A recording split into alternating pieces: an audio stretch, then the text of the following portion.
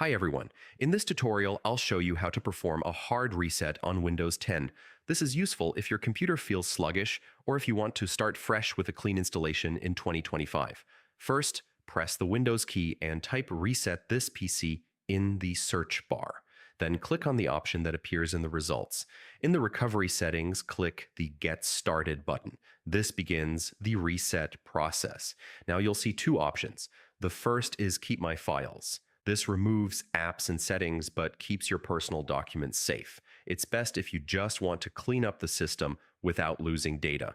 The second is Remove Everything. This fully wipes your computer, including all files, apps, and settings.